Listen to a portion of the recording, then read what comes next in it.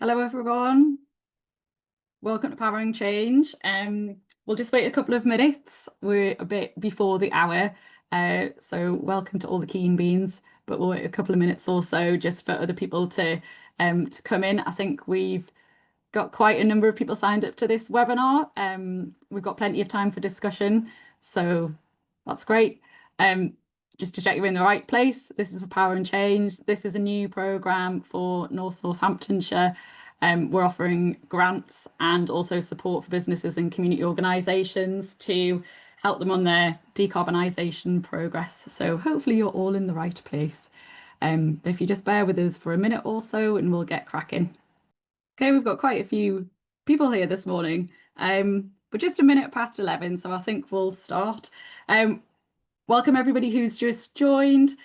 This is Powering Change. This is a new programme in North Northamptonshire. We are rolling out some grants and support for businesses and community organisations, helping you on your decarbonisation journey. I think you should all be in the right place. Stick around and we've got some interesting information for you about how we access all of this support. Okay, just before we kick off,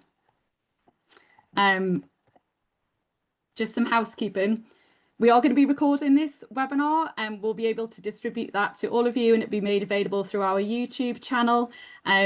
So if you don't want to appear in that video, please do let us know. We can make sure that you're not in it or your questions don't appear in it. We've muted all the attendees for today because there's quite a large number of you, which is great to see. But there is an opportunity to introduce yourself in the chat window if you want to. You can talk to us directly or you can talk to other participants in the group, that's fine. So feel free to introduce yourself if you'd like to. And also as we go through, we'll be taking questions. So do post your questions in the chat for our presenters, one of which is me and the other of which is Molly, who will be introduced shortly. Great, thanks. Hi, Simon. Super, we've got ourselves going. Without further ado, we'll start recording. Okay, so welcome everybody. Powering Change. This is a new programme of support available to all of you, hopefully, on this call. My name's Annalisa. I'm going to be taking you through what's available to you, and I'll be joined by a couple of my colleagues. So I'm going to give you an introduction to the Powering Change programme, what that can offer you, how that came about. We're going to then look at some of the grants that are available to do decarbonisation activity in your area, in your particular type of business or your particular type of community organisation. And we're going to go through how we will support you in applying for those grants. We're then going to pass over to our friend Smart Carbon, who are going to run through the basics of what a carbon footprint is. And we're going to talk a little bit about net zero and carbon neutrality. And then we'll move on to looking at carbon reporting and why that's important, and the offer that is available to you through this programme to develop your own carbon reduction plan. And Molly will explain why that's important and how it can actually put you in a really good position for you as an organisation, but also for you if you're working with the public sector, for example. We have loads of time for questions. So if you would like to put questions in the chat, please feel free to do so.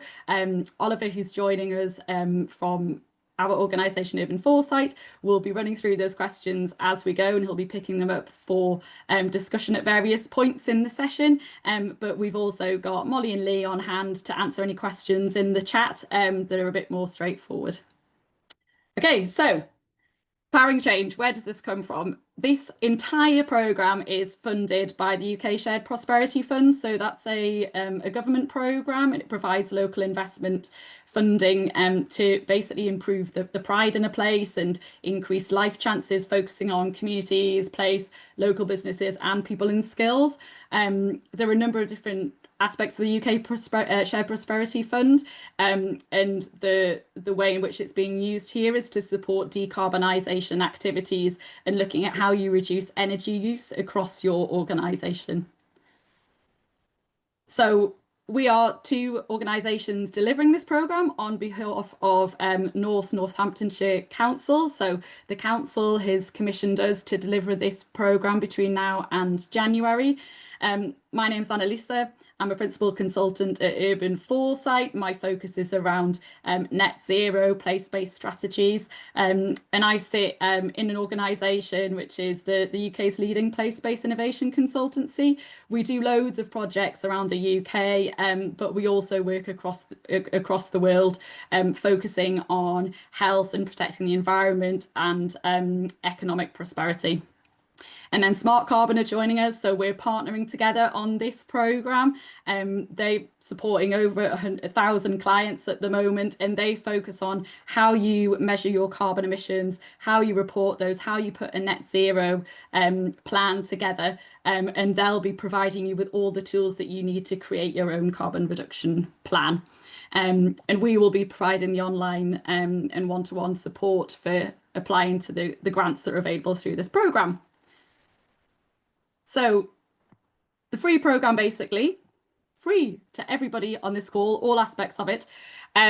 It's designed to help you take meaningful steps towards decarbonisation. So that's the access to decarbonisation grants, which the council will host.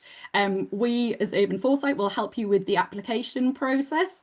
We've got a series of webinars coming up. This is one of the first ones, but then we've also got one-on-one support to help you understand how to access those grants, but also to how to put together your carbon footprint, understand your energy use, and get access to this new free tool that is tailored towards Northamptonshire organisations, and can deliver a carbon reduction plan for you. And we'll be walking you through the steps of how you do that.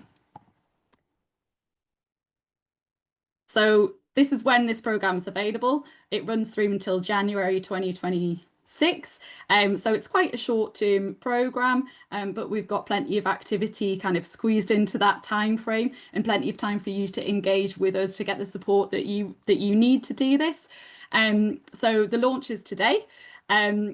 Shortly after this, the carbon reduction plan platform goes live. So that's Smart Carbon platform, which will enable you to go in there as frequently as you want, and input data, and then get one-on-one support guiding you through that process to get your carbon reduction plan in place. The grants that will be administered by Northamptonshire Council will also be live in the next couple of weeks or so. As soon as they're live, we will be able to start providing you with that one-on-one support for your grant application.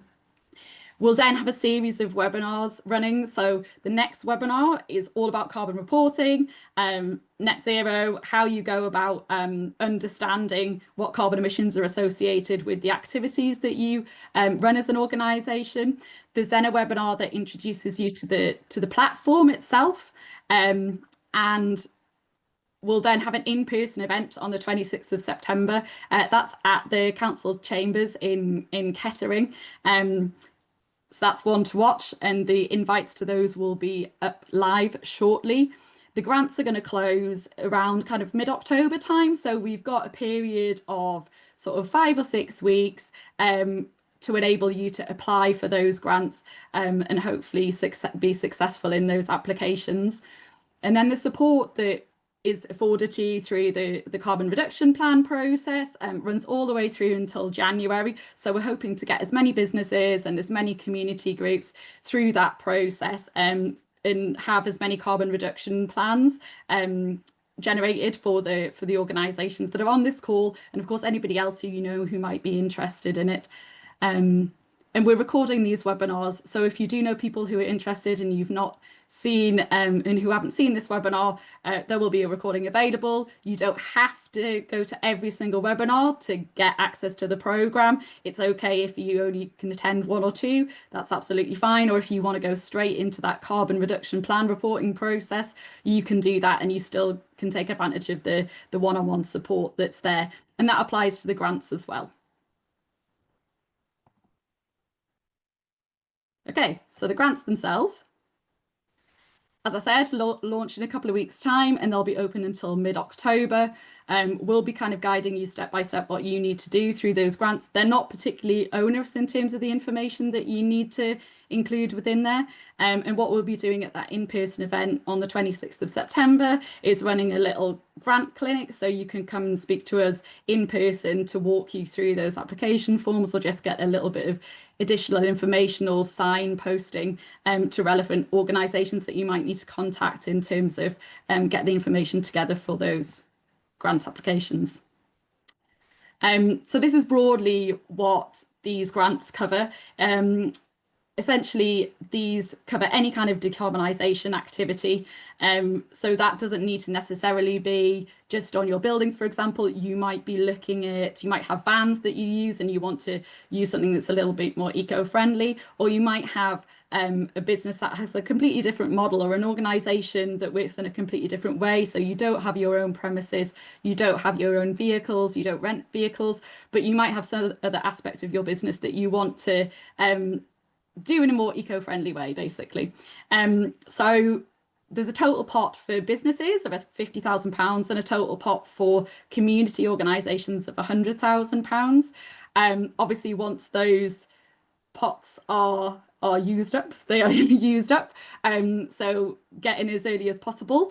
For businesses, it's a 50% match funding. So, for example, if you have a project that's costs £10,000, you'll need to provide £5,000 match funding, and £5,000 is the cap that will be available for that grant.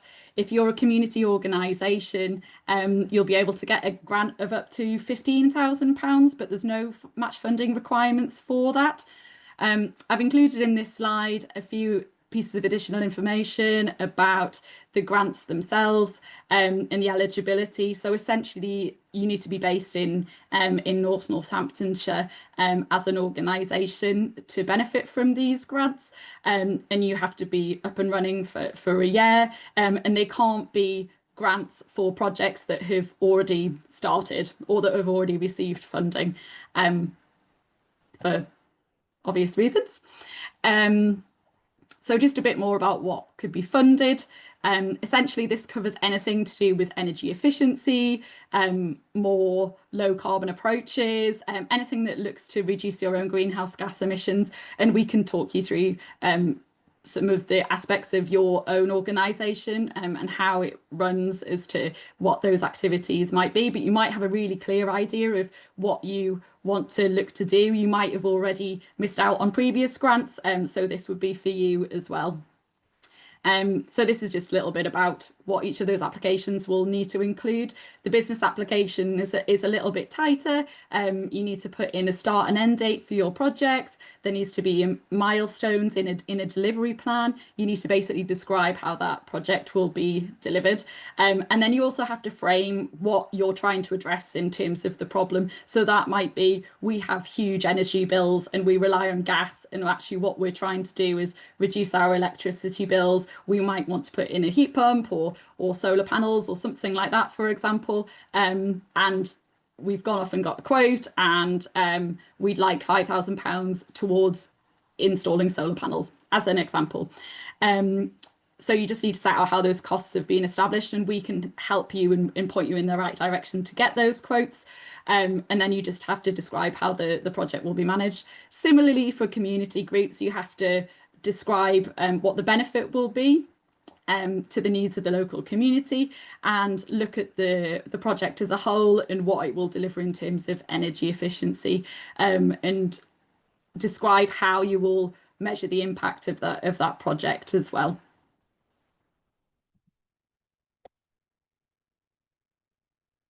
Okay, we've got a bit of time for questions.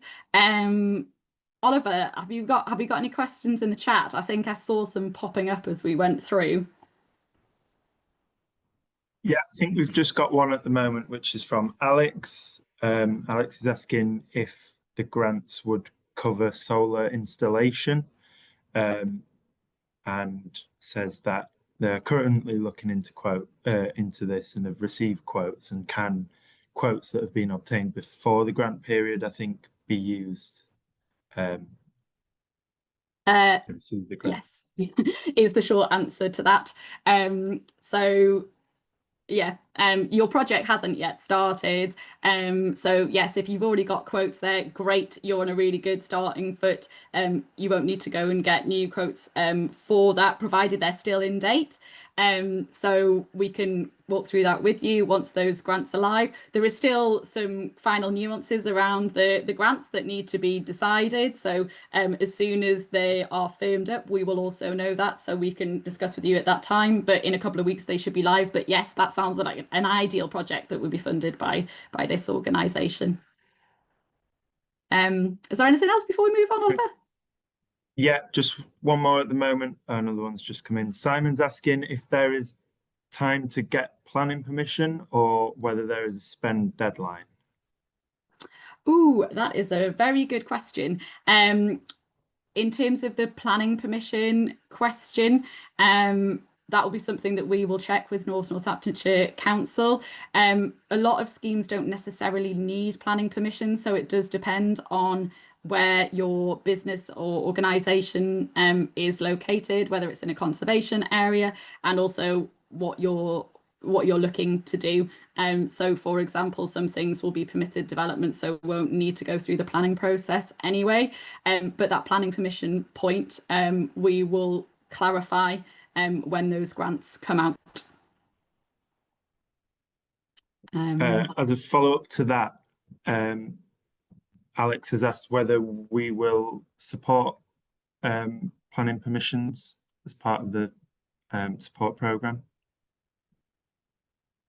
Oh, as in if we can help put the planning permission applications together.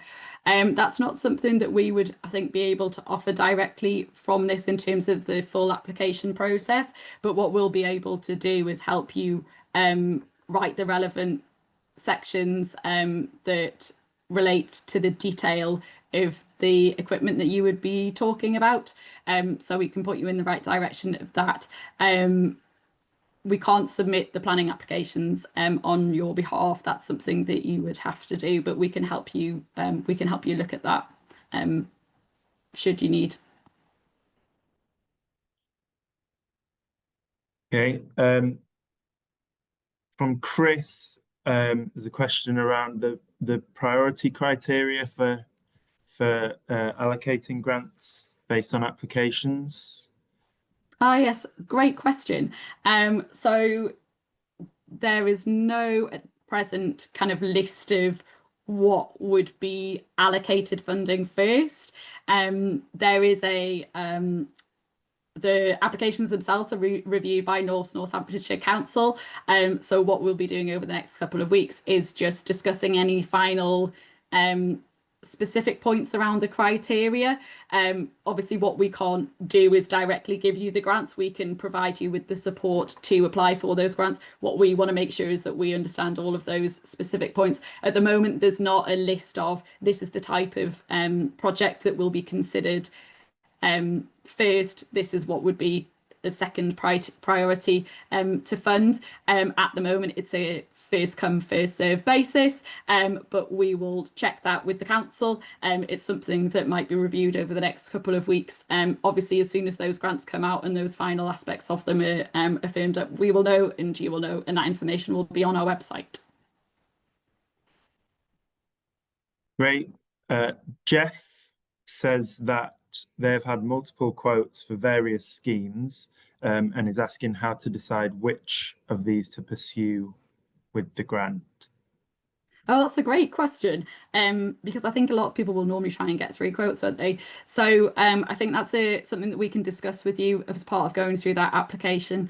It probably depends on what each of those quotes contain, whether they differ slightly, or whether they are organisations that are formally listed as approved suppliers. For example, if they appear on the MCS installation list, is something that we would look at, and we can point you to where that information is and help you go through those.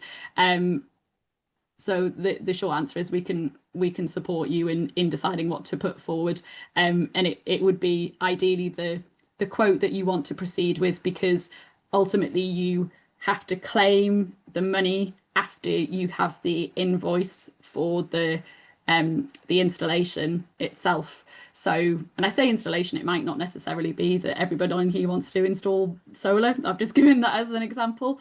But ultimately, you get the kit installed, you then claim the money from the fund. So it's with whichever business that you are likely to go with is the one that you would want to include in your grant application. Okay, Jenny is asking, they're responsible for 19 street lights that they're currently in the process of converting to LED. They've already done some, so would a grant be able to support them in finishing this conversion of streetlights to LED? I think if it's part of a new project, it probably would qualify. We'd have to look at it depending on how it's been funded to date and whether it's already a kind of a package of works that's in train. So I think we'd probably need a bit more detail on it. And I presume you're from an organisation that is responsible for street lighting rather than the council itself. So this grant is available to parish councils, but it wouldn't be available to the local authority itself. But I think you probably come from an organisation who has responsibility more privately for managing street lighting. But yeah, I think we'd have to look at the specifics of that in terms of the when the project started and whether it's all encompassing within the same schedule of work. Okay, Andrew is from a community radio group who are running a lot of out-of-date computers and servers. Would the grant be available to them to switch to more efficient servers and computers for their radio output? My initial reaction is to that is yes, I believe it would be eligible. That's one of the finer details we'll be looking at in terms of the breadth of the grant, but currently at the moment, any activity that would assist in reducing carbon would apply. And that's exactly the sort of conversations that we're having at the moment with the council, just around whether these sorts of projects would be eligible. And I think the current view is that they would be. If you can demonstrate that they will reduce carbon, then that ticks the clear box to get the funding. So I think the answer to that is yes, but we'll double check. Okay, Joanna has asked whether by being signed up to this webinar, they'll receive a notification for the in-person event in September, or whether they need to keep an eye on social media, etc., for details on that. Thanks, Joanna, for that question. Yes, you will receive a notification of the in-person event. There will also be things on social media, and there will also be things on our website. So there will be plenty of ways that you can access the details for that. If you go to poweringchange.urbanforesight.com, that site should be live now, so you can see the main webpage for that. That's where all of those sign-ups will be, but certainly anyone who signed up to this webinar will receive all of that future information about the forthcoming webinars, but also that in-person event as well. Okay, Barry has asked, how will one-to-one consultation be requested? Oh, that's a great question. So at the moment, we've got a Powering Change at urbanforesight.com inbox, so you can email us directly. That email address is on the website, but there's also a sign-up form on the website to say how you'd like information. So if you fill out that form on the website or email us, we'll be able to get back to you and schedule something in. And that's very much around your sort of availability. We've got a fair amount of availability. That'll be usually Oliver or myself running those calls with you. And then from Smart Carbon, who'll be running you through those carbon reduction plans. I think you've got a scheduling. Is this right, Molly? You've got a scheduling sort of app, so you'll be able to go on there and book a slot for Smart Carbon. So there's two sort of support that's available, and you can request either of those things by email, and we can obviously put you in touch with Smart Carbon if you're not doing that directly yourselves and booking them online. So there's a number of ways that we can do that. I think I spotted another question, Oliver, just about a toolkit Yeah, around planning. Was that higher up? yeah. The question there was just around whether planning considerations would be built into the toolkit. So we can give some pointers, yeah. So that having a toolkit with the sort of planning and relevant processes as part of that grant application kind of guidance, will produce a document that kind of guides you through what you need to do. But if there are planning considerations there, we can give you pointers within that. Yes, absolutely.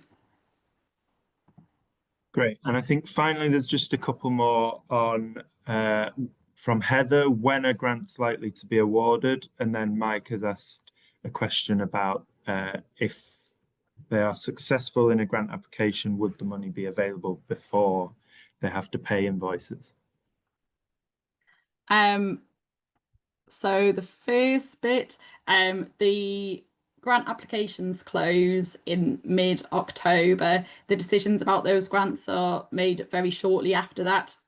For the exact date, we will clarify when those grants are launched, but it will be shortly afterwards. If you are drawing down money from the fund as a business, you will need to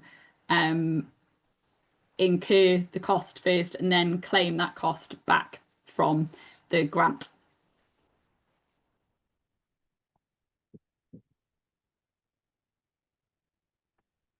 Great. I think that's all the questions in the chat at the moment.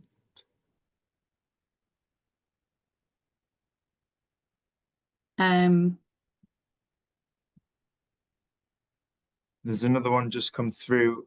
If we have an environmental expert on our board of trustees, are they able to submit an application without attending one-to-ones or workshops? uh, yes, yes, you can. Yeah, so you don't need to take advantage of any of the support or the workshops or anything like that. And also, if you're out all of September, we will be repeating this sort of suite of workshops in October as well. So there is another bite at the cherry at that point in time. Obviously, if the grants are closing mid-October, you'll still want to start looking at that application beforehand. But certainly, if you want to just go ahead and apply without any of this support, that's absolutely fine. And I've just spotted that one at the moment from Libby. Do we need a carbon reduction plan in advance of the grant application? No, you don't. And actually, I think for most people, you might take longer to do your carbon reduction plans than the grant applications themselves. So one is not contingent on the other. You don't need to do both things. You can just go down the carbon reduction plan route and basically get a net zero plan in place that will support your business moving forward. Or you can just look at the grants, or you can do both things. And these things run in parallel.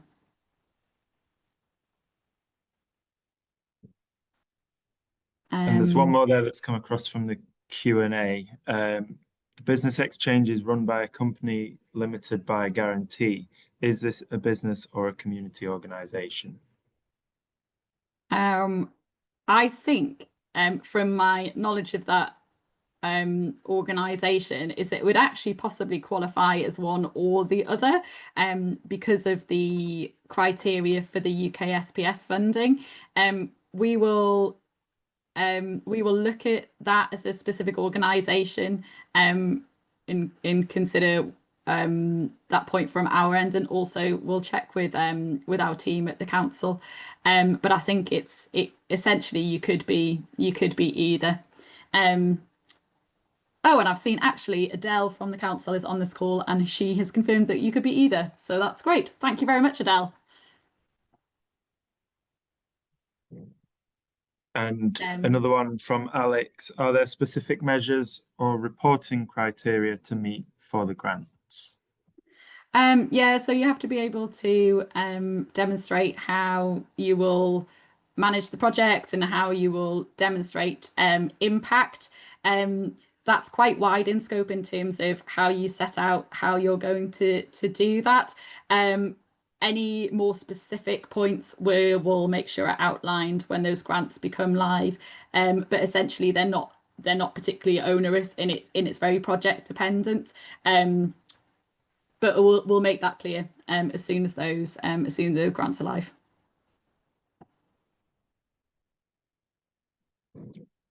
Great stuff. I think that's everything for now. Yeah. Lovely. If anybody has any more questions on grants, obviously put them in the chat. We'll probably still have some time at the end to answer any further questions if those come to mind. But in the meantime, I shall pass you over to Molly at Smart Carbon to take you through all of the new net zero and carbon reduction planning. Over to you, Molly. Thanks very much, Annalisa, and hello to everybody that's on the call. Looking forward to meeting you individually if you take up our respect to the support. So I've probably got about 15-20 minutes worth of information to share with you. I'm going to just say a tiny bit more about Smart Carbon because Annalisa has already introduced us. I'm then going to talk about a little bit around the basics of carbon auditing, and then explaining the support that you'll get from us in terms of just a bit more detail about how it will work.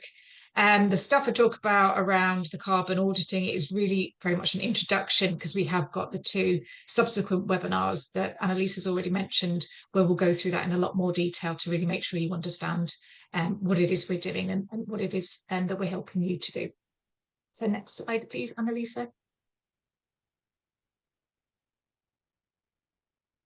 Okay, so this is just a very little bit more about us. So we're a carbon reporting, carbon management organisation, and we kind of have 3 elements really to our offering. We provide training courses in partnership with Northumbria University. It's our belief that we really want to empower people to understand what they're doing. We don't just want to do it for you and give you a set of numbers. We want you to know what it is you're doing, why you're doing it, to then empower you to carry on doing the work yourselves into the future.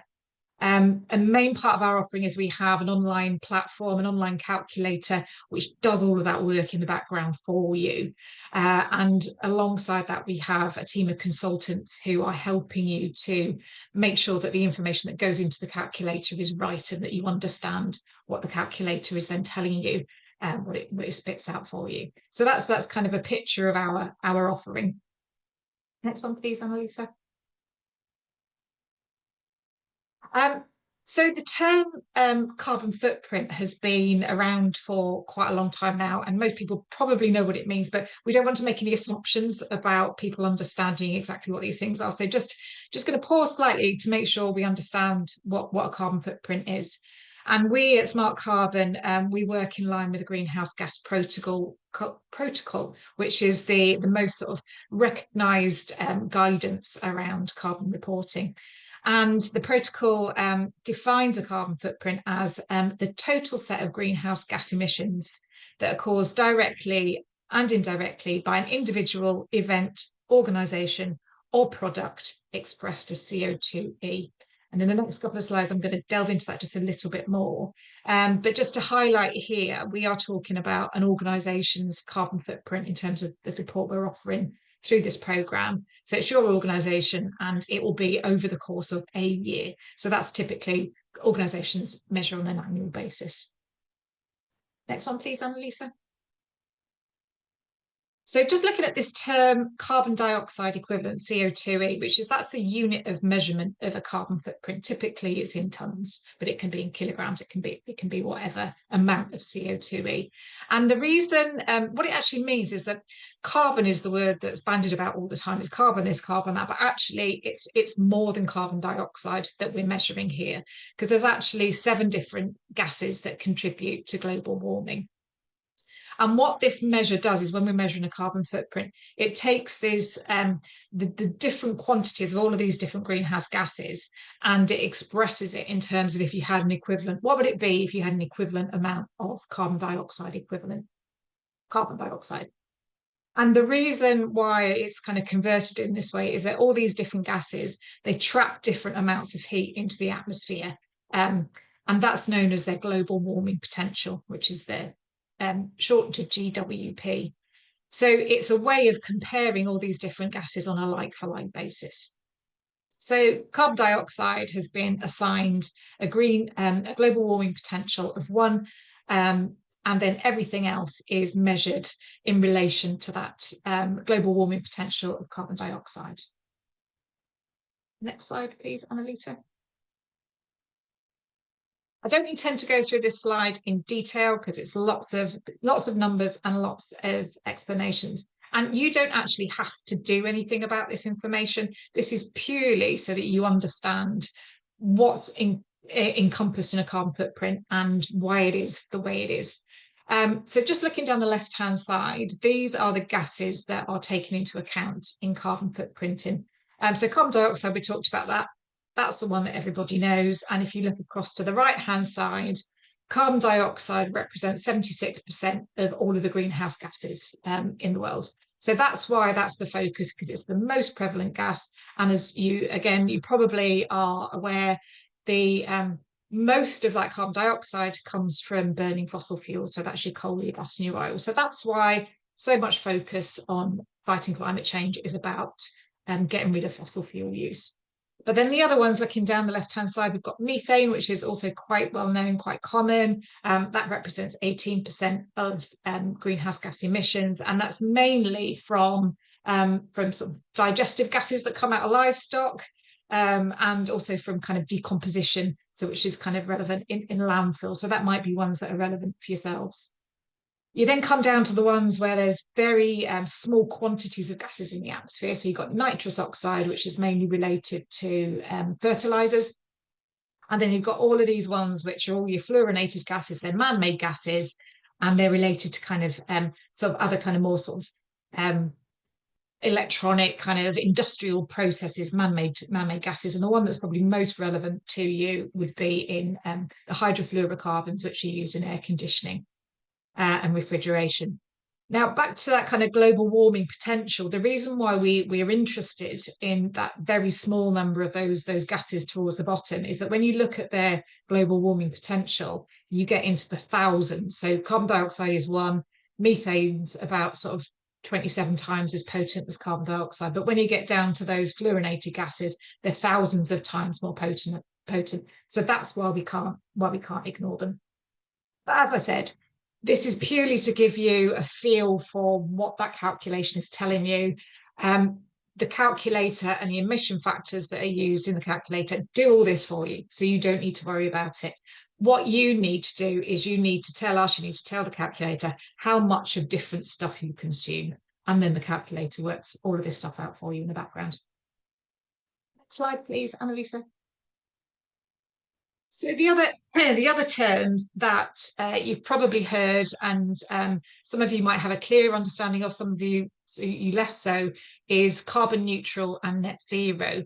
And they can be used interchangeably, but they do actually mean different things. They relate to a very similar concept, but the actual kind of meaning behind it is quite different. So I'm just going to briefly explain each of those terms and what they mean. So carbon neutral on the left-hand side, this is the first of the two terms that emerged, and it emerged as a result of the Kyoto Protocol that was signed in 1997. And it was when the first, I suppose, carbon credits emerged, and sort of the market for being able to buy offsets, essentially, so that if there was something that could reduce carbon in one country over here, and you were in a country over there, and you weren't really not sure how to reduce your own emissions, you could then invest in the offsets, and that would then make you carbon neutral because you were kind of saving carbon elsewhere. So being carbon neutral meant that your emissions from your organisations were equal to the amount of emissions that were being removed or avoided or saved elsewhere. The sort of nuance behind it is that it was very easy to do. So you could do it immediately. You could say, right, okay, tomorrow I can become carbon neutral because I'm just going to buy offsets to cover all of my emissions. And you could cover all of your emissions, as I just said, so 100% of it. And actually it only needs to cover your emissions associated with your energy consumption. So that's scope 1 and scope 2. And we'll go into scopes in more detail in later webinars. So yes, very easy to do. You effectively have to do nothing other than spend some money on some projects. Not to say that investing in carbon reduction projects is a bad thing, but the negative press around offsets and carbon neutral is that it doesn't actually incentivize you to do anything to reduce your own emissions. Net zero, on the other hand, is something that emerged quite a bit later, and it emerged as a result of the Paris Agreement, which was, you may have heard of. It was the agreement that was signed up to by pretty much all the countries in the world, with the ambition to limit global warming to below 1.5 degrees C. And that came from a recognition that actually the scale of the decarbonisation necessary and the speed at which we need to get there was much more much bigger than previously thought, and just being able to sort of pay for carbon reduction elsewhere wasn't gonna kind of achieve that aim. So similarly, you know, it still means that your kind of emissions equal the kind of removals elsewhere, but actually the emissions that you have, it's only what you've got left after you've already reduced them, and you have to already reduce them by 90%. So it's only your residual 10% of emissions that are very, very difficult to remove that you can then offset. And the offset has to be through removals. It has to actually be carbon dioxide being sucked out of the atmosphere through some method. And the other difference is that it has to cover scopes 1, 2, and 3. So not just your energy use, but also the energy use and the emissions associated with everything that you consume in your supply chain as well. Just on the bottom there are the relevant standards that you can be certified to get to these things. And one of the examples, the Science Based Target Initiative, or SBTI, is very stretching. Stretching that's required if we're really going to tackle the climate emergency. Next one, please, Annalisa. Okay, so on to carbon reporting. Why do it? A big question. What's kind of, why is it necessary? Why can't we just get on and just put on solar panels and do these other things? What's the point of the numbers?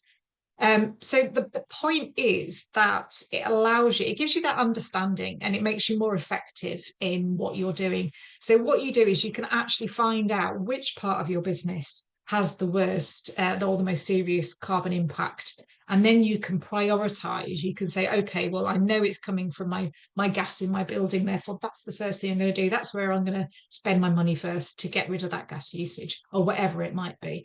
Otherwise, you might go off on a project, you might spend a whole load of money introducing recycling schemes, to then later find out that actually recycling will only reduce your emissions by a couple of %. So it's really about the knowledge that you need to be effective in your carbon reduction. Also having that what we call a baseline, having that starting point of this is our emissions now. It means that you can set your targets and you can then monitor your success. So if you wanted to say, I want to be net zero by 2045, whatever it is, you can then actually measure it in numbers and see whether or not you're on track. And if you're not on track, you can then go back and say, right, okay, I need to do more. How am I going to get back on track?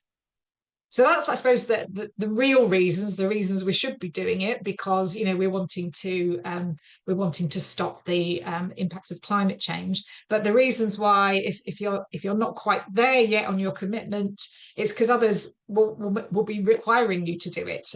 That's, I suppose, a more practical reason, and that might be regulators. And regulation at the moment applies more to the businesses that are at the large scale. But in terms of your customers, if your customer is a large business that they're required to report and reduce from their carbon, and you're supplying into them, that will then likely soon cascade down to yourselves as well. And it might be the funders. If you're looking at funders or investors might be looking at kind of what you're doing to cut your carbon impact. Next one, please, Annalisa.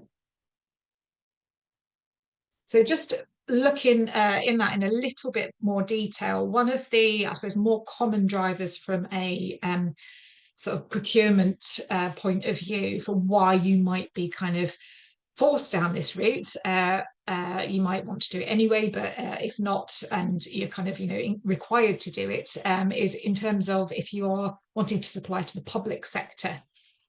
So there are policy procurement notes. The relevant one, it's recently been revised in February of this year and is now PPN 006. And this requires that companies bidding for major government contracts have a carbon reduction plan. And that carbon reduction plan has got to include Scope 1, Scope 2, which is your energy consumption, and then 5 categories, a minimum of 5 categories of Scope 3, which is to do with your supply chain. And you need to have a plan to meet the UK's own net zero target of 2050. So it's only mandatory for contracts over 5 million, but it also includes framework contracts. So if you then are bidding to get onto a framework with your kind of, I suppose, your call-off contract being smaller than 5 million, it will still apply. And the other thing to bear in mind is that even though it's only mandatory in those situations, lots of public sector organisations, local authorities, etc., are adopting it as good practice, even if they don't have to, and they're applying it to smaller contracts as well.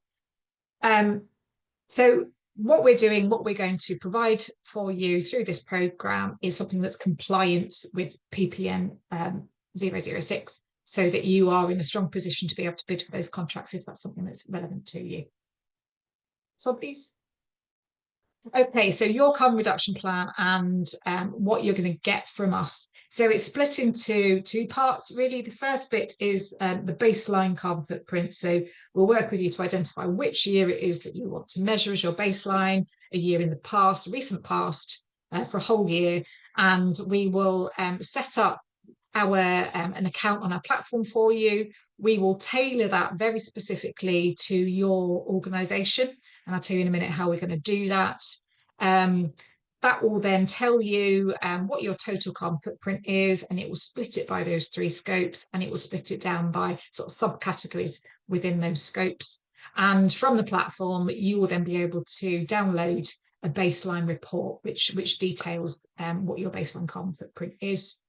Once we've got that stage done, we'll then work with you on a carbon reduction plan, which encompasses your baseline carbon report, but then includes additional information around what your net zero target date is, what that looks like in terms of a line graph of how you need to then get down to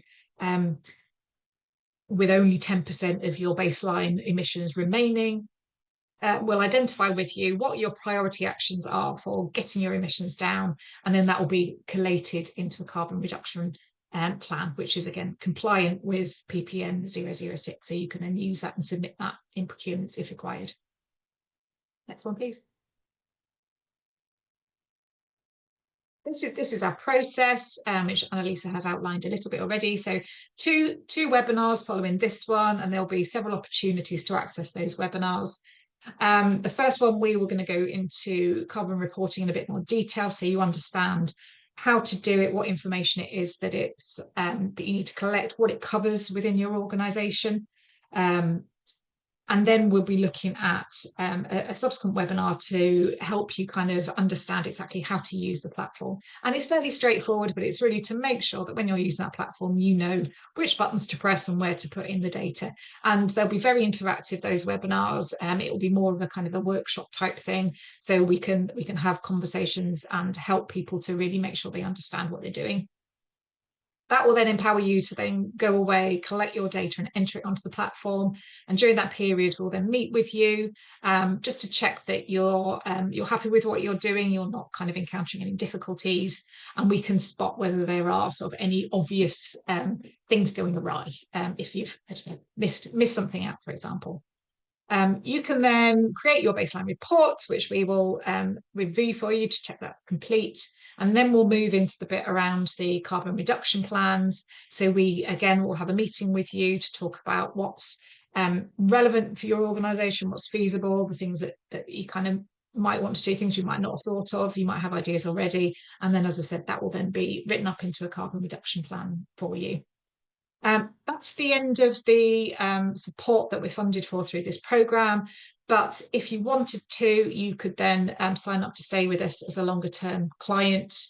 That is a paid for service. But if you value the process, which we hope you will, you might then want to continue to use the platform to report on your emissions on an annual basis, and we can support you into the future. Next one, please.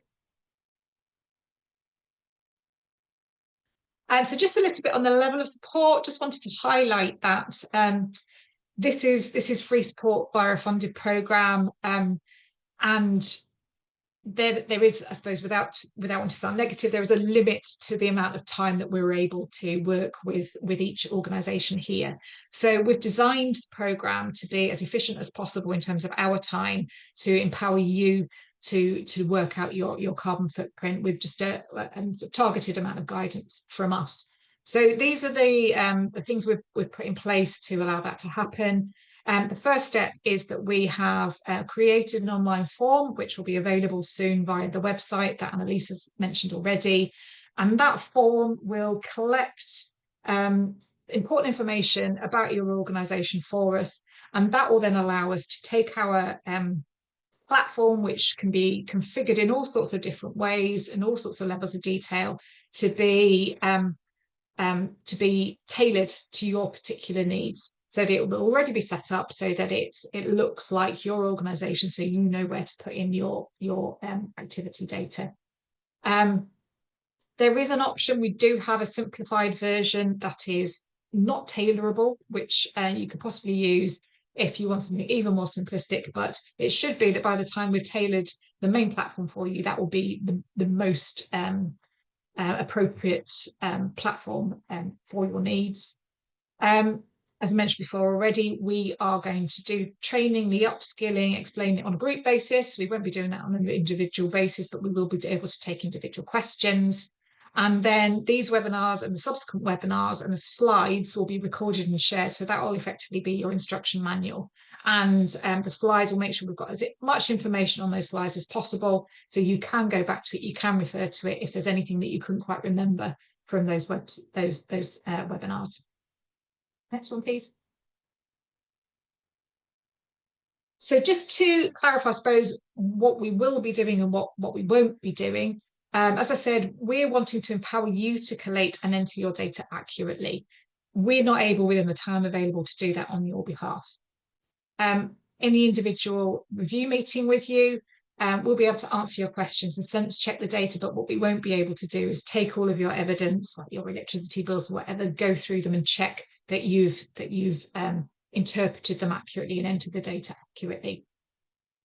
On the carbon reduction plans, what we're going to be focusing on is identifying the sort of the priority decarbonisation actions, and where that will kind of stop is that we're not going to be able to say, okay, if you install solar panels, that will save you 18% of your emissions, and you need to do this, this, and this to get down to 90% reduction to meet net zero. That's not what we're going to be able to do. We're going to be able to work with you to identify what we think are the major activities that you should focus on to get you going. It's something that all of those things we could do in more detail, and with clients that we take on individually, where we have much more time available, we can do those things. So that is available if people wanted more in-depth support. But in terms of this programme, it is more that guidance as opposed to the doing for you. Next one, please. Okay, so how does it work? There's been a couple of questions already about how to actually get cracking with this. So following this webinar, and it might be in a handful of days, next week sometime, by the time we've kind of collated the information together, what you'll get is a link to that online form that I mentioned, and the form will be probably embedded into that website, and that will gather. It will first ask you about what you're interested in, whether it's the grants and support through Urban Foresight, or whether it's support through Smart Carbon around your carbon footprint and carbon reduction plan. And then if you're interested in the carbon reduction plan bit, there will be the series of questions asking about your organisation so that we can then start tailoring your account for you. We'll also make available the links so that you can book on to those webinars to understand more about how to do your carbon reporting.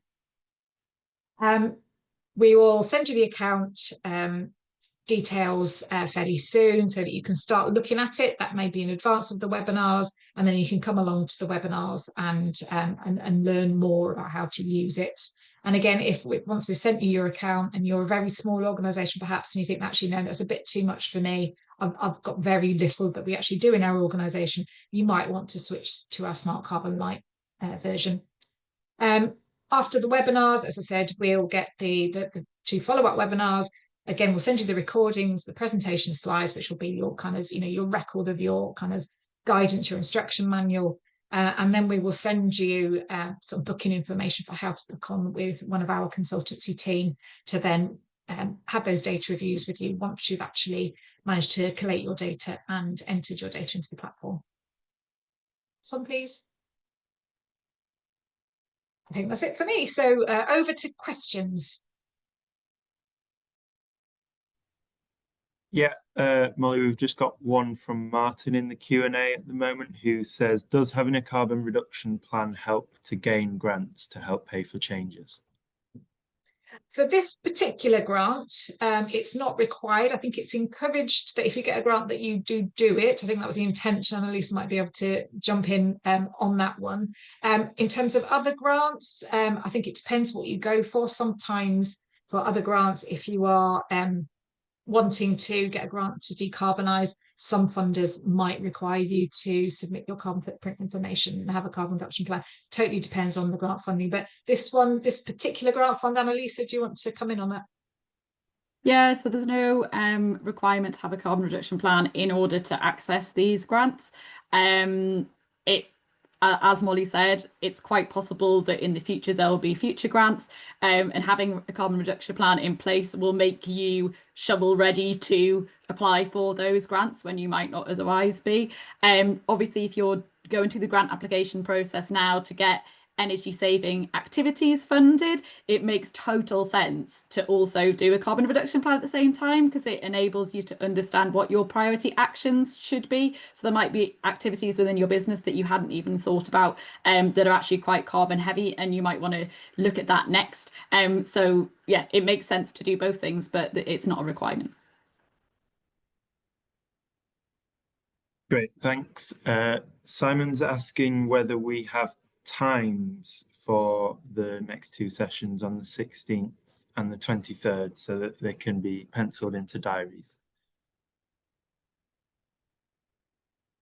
I'll take that one. The short answer to that is they will be firmed up in the next couple of days. I've got a list of the webinars moving forward. I think we've got afternoon or morning set aside for the next couple of webinars. We just need to pencil in the start times.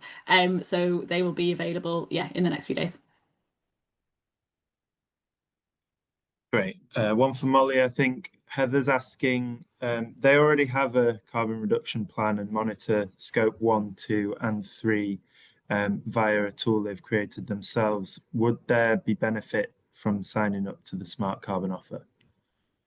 I guess it depends on how confident they are in their own measurement. It's a free service. If you wanted, I suppose, a second way of doing it via a established calculator that is updated annually and has those kind of, I suppose, expert input into making sure it's accurate, then yes, it would be worth doing. And presumably you would have already collected a lot of your data around your activity, so it's not too much effort to then re-enter that into our calculator. So yeah, totally up to you. It's free. So yeah, I can only see it benefiting you as a kind of reassurance that your own calculation is accurate. Okay. Andrew is in a shared building alongside other businesses, with electricity bills mentioned in terms of inputs for the tool. They can calculate a general idea of energy use, but I suppose the question is, what are the inputs and what information will be needed? Yeah, that's quite a common one when people are in rented space and they don't necessarily have separate meters, or they don't necessarily have access to the energy bills. It can be don't want to get too technical here, but it can be categorized in a slightly different part of your carbon footprint because you don't have control over it. Yes, we can. Estimation is allowed within a carbon footprint. You have to, one of the principles is accuracy, and it's kind of the level of accuracy that you can get to. The more accurate, the better. But I suppose it's a acknowledgement that the world's not perfect and we don't have access to every single bit of information that we would like. So if you can we can talk to you about it individually, but if you can do your best to get the best estimate of your electricity usage, we can use that. If you don't know it, but presumably you know your floor area, there are benchmarks we can use to say, okay, you're in an office building, and typically for an office building, this is how much electricity you would use per square meter. We can use that. And the important thing in a carbon footprint is that you record and you are transparent about what you've had to estimate, what assumptions you've had to make. So we can overcome those kind of things. In terms of what else you measure, so we measure energy usage, so that's your scope 1 and scope 2. And in scope 1, that also includes fuel that we'll use in vehicles, so petrol, diesel. Then on to scope 3, within the PPN 006, there are 5 categories as the minimum that they require that we measure. I'm going to go blank now, being put on the spot. So that includes business travel, employee commute, waste, upstream transportation distribution, downstream transportation distribution. I think that's the 5. Lee's nodding, I got it right. We also recommend that we include the goods and services that you buy into the business, because typically that can be the biggest part of your emissions of an organization, and omitting it is leaving a massive hole in your emissions. So we recommend, and we will be setting up your accounts on the platform to include that. So that's really a question of looking at what your expenditure is, what you buy into the business, and then categorizing that into different types of spend. So how much you spend on staff training, for example, how much you spend on IT, how much you spend on capital goods, such as, how many computers have you bought? Have you bought any new vehicles? So what we'll do when we go through those, when we get into the next 2 webinars, is we will go through that in much more detail about the type of information you need to collect, and how that then relates to enter it into the platform and creating your carbon footprint. Brilliant. Alex is asking whether there'll still be access to the platform after the UKSPF funding, or will organisations have to pay to continue to use it? Pay to continue to use it, unfortunately. It's not a desperately expensive platform compared to our competitors. Hopefully we will demonstrate to you the value in doing it, and you will want to stay with us. But yes, it will be available for the course of this funding.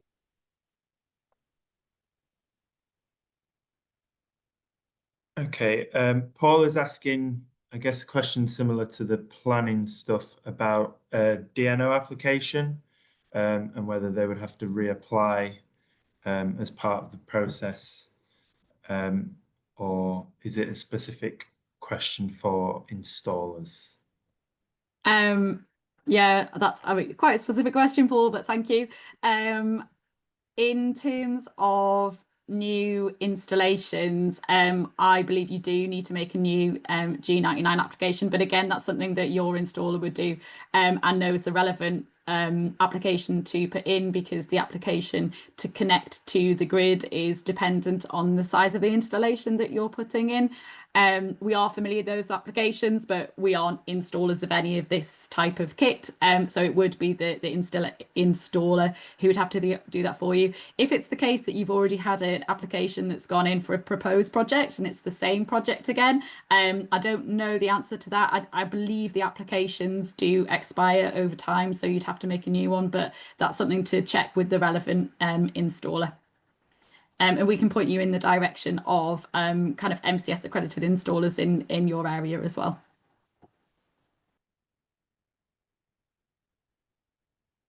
Great. John asked if the full £15,000 will be available for organisations who are using the Smart Carbon Light tool. I think the answer to that question is yes. Yes. Linda asks if there's a time limit on how long the free support project is available for. Yeah, so the project itself is open till the end of January. So ideally, if you're getting a carbon reduction plan, then you will be well on your way to completing it, or will have completed it well before January, especially if you're starting at this point in time now. We will be able to support a few through until the end of January, but there's no sort of provision for support beyond that, in terms of the Smart Carbon are providing on the carbon reduction plan stuff. In terms of the grant support, if there are new grant opportunities that become available in the next couple of months that are still relevant, are still the UKSPF funded grants, then we will still be able to provide that ongoing support in terms of those one-to-ones and filling out of those applications. So this new tranche of grants will close around October, so obviously that grant support wouldn't be needed after that, but if there are new grants, we're able to continue with that support through again until January. Just on the Smart Carbon Light, in terms of the support, the kind of one-on-one support that you would get if you were using that Smart Carbon Light platform is slightly less than you would get for the developing a much more enhanced kind of carbon reduction plan, and that's just kind of inherently in terms of the amount of support that you would need. Just on the projects themselves, that are grant funded through this forthcoming grant will need to be completed by February, March at the latest, because that's when the grant funding effectively is available too. So you would need to be concluding your project by February, March, and then submitting a essentially a final monitoring report in March at that point in time. So the projects can run beyond the end of January, but our support finishes then.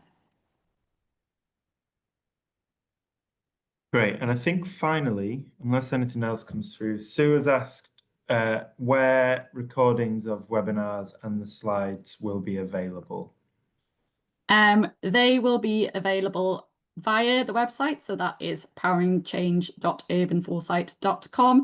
There will be a link there to all of the slides and also the webinars. The webinars will be hosted on our YouTube channel, so you should be able to view those no problem whatsoever. And they'll be open links as well, so you don't need to have been signed up to this webinar to watch it back again.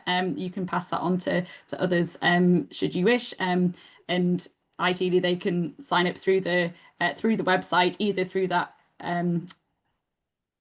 through the form that's on the website, or by sending us an email, and they can get the extra support in the programme as well. Annalisa, can I just highlight an extra response that Lee's put in the chat? Yes. About continuing with the platform after this programme. So Lee said that we'll put together a specific rate for continued use for the platform for people that have been involved in this programme. The last thing we want you to do is find that you find it really useful and can't afford to continue. So we will really value you staying with us if you work with us through this programme, and we'll do what we can to make that, ensure that that's affordable for you into the long term. Awesome, thank you. Great. Andrew's asking whether multiple activities for an organisation could be funded through one grant. Yes, I believe so. We will confirm that as soon as the grants go live. Yes, but I expect that a package of decarbonisation activities would form part of that grant eligibility. Yeah.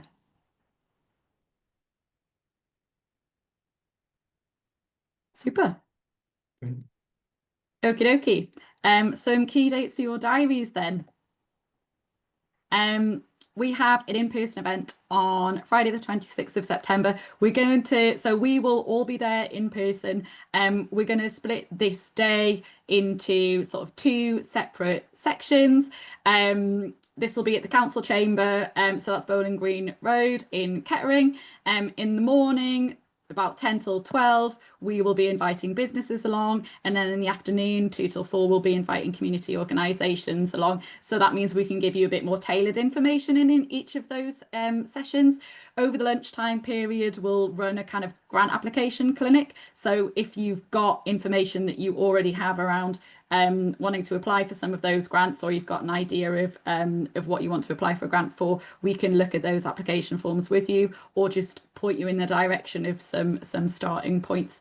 So we will be there over the lunchtime as well. You'll receive information directly about this, having signed up to this this webinar, sorry, but you can also see the information on poweringchange.urbanforesight.com, and the links to those, the in-person event, will be there. We also have some forthcoming webinars. So today's been the launch. The next webinar is around carbon reporting. That's on Tuesday, the 16th of September. And the Smart Carbon platform will be discussed in more detail, as Molly just went through, on Tuesday, the 23rd of September. We haven't got a time fixed for those yet, but they will be fixed in the next couple of days or so. And we will put Eventbrite links to those up on the webpage and send a link to those to you directly as well. The in-person event, as I say, end of September. And then essentially this whole kind of program of webinars will be repeated. So they'll still be live. So we can take new questions at that point. So it gives other people an opportunity to enter onto the program. If you want to join again, that's absolutely fine.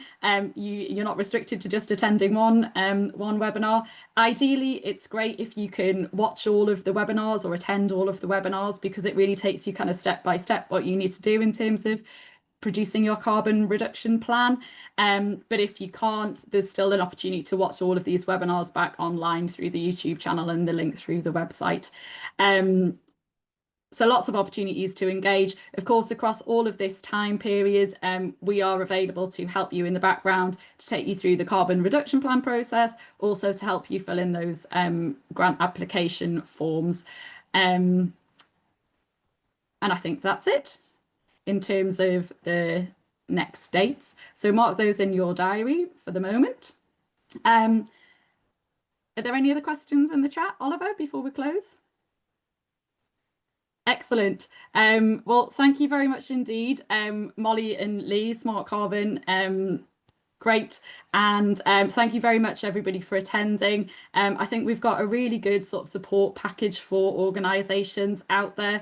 It's a short period of time that this is on offer, so do take advantage of it, because it is free support, and it can really help you on your kind of next stages in your net zero journeys. So thank you very much for coming along, and we'll be in touch in the coming days with those dates and the recordings.